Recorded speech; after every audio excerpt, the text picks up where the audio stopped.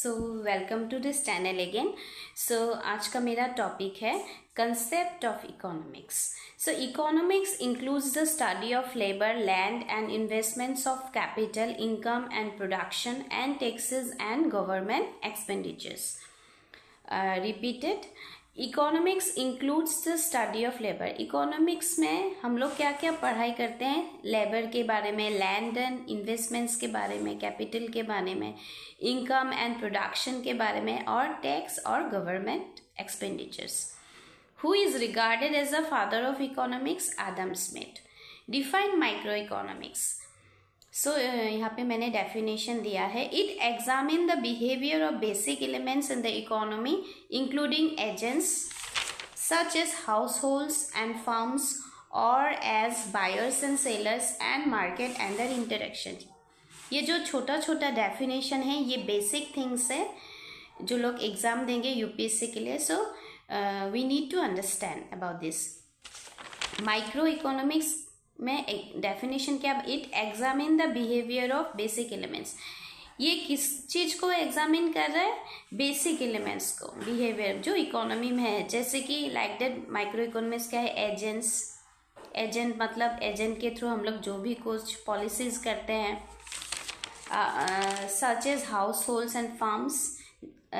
जैसे कि house holds means घर का चीज़, एंड फार्म्स मीन्स माने जहाँ पे कुछ प्रोड्यूस्ड होता है, और एज बायर्स एंड सेलर्स। और माइक्रो इकोनॉमिक्स में बायर्स मतलब जो खरीदते हैं, सेलर में जो लोग माने मार्केट पे सेलिंग करते हैं, and market and their interaction. Interaction का मतलब जो जब हम लोग कोई मार्केट में जाते हैं तब हम लोग किससे खरीदते हैं, तो हम लोग का इंटरेक्शंस होता है। Next, define macro economics. It studies the economy as a whole and its features like national income, unemployment, poverty, balance of payments, and inflation. It deals with the formulation of models explaining relationship between factors such as consumption, inflation, savings, investment, national income, and finance. फिर से मैं repeat कर रही हूँ। It studies the economy as a whole. इसका meanings क्या है? ये जो स्टडी करते इकोनॉमी क्या है? एज ए होल, होल है।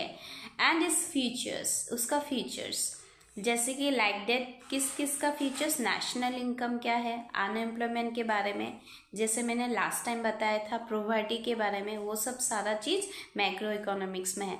Balance of payments, BOP, and inflation. It deals with the formulation of models explaining relationship. तो ये किसके साथ डील कर रहा है? Relationship between factors. क्या क्या फैक्टर्स हो सकता है? Consumption, inflation, savings, investment, national income and finance, so etcetera. Next topic है CSO, central statistical organisation. It was set up in 1950, constituted to publish national income data. ये short definition है. Then after NSO, National Sample Survey Organization. It was set up in 1950 for conducting large-scale sample survey to meet the data needs of the country for the estimation of national income and other aggregates. So NS को मतलब है NSO, national sample survey organisation. ये कब setup किया गया था? 1950 को। Conducting large scale sample survey to meet the data. तो किसके साथ मीट करने के लिए? डाटा के साथ, नीड्स ऑफ द कंट्री। तो कंट्री को क्या चाहिए? NSO में data for the estimation of national income and other aggregates.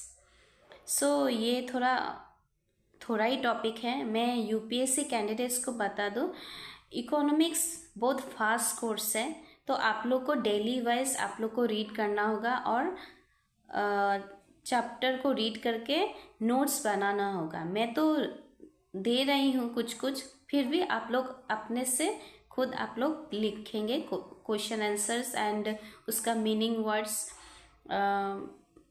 Practically आप लोग खुद करेंगे। उसके बाद मैं बताऊंगी क्या चीज़ करना है, क्या चीज़ नहीं करना है। Thank you.